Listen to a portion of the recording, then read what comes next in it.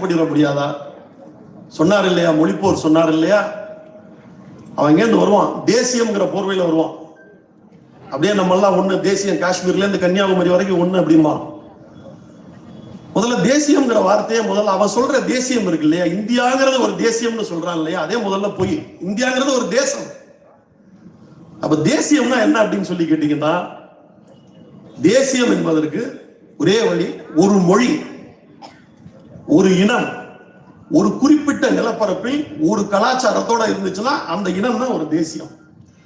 அப்ப தமிழர்கள் என்பவர் ஒரு தனி தேசிய இனம், தெலுங்கு பேசுறவங்க ஒரு தனி தேசிய இனம், வங்காள மொழி பேசுறவங்க அவங்க தனி தேசிய இனம், பஞ்சாபி மொழி பேசுறவங்க அவங்க தனி தேசிய இனம். ஒரு இந்தியா என்கின்ற ஒரு நாடு, இத்தனை தேசிய இனங்களும் ஒரு பொது நோக்கத்துக்காக எல்லாரும் ஒண்ணு சேர்ந்து மொத்தமா இருப்போம் அப்படிங்கிற ஒரே காரணத்துக்காக ஒண்ணு சேர்ந்து இந்தியாங்கிற ஒரு நாட்டுக்குள்ள இருக்கும். அப்ப இந்தியாங்கிறது இந்திய தேசியமான்னு கேட்டா தேசியம் கிடையாது, இந்தியாங்கிறது தேசம் தான்.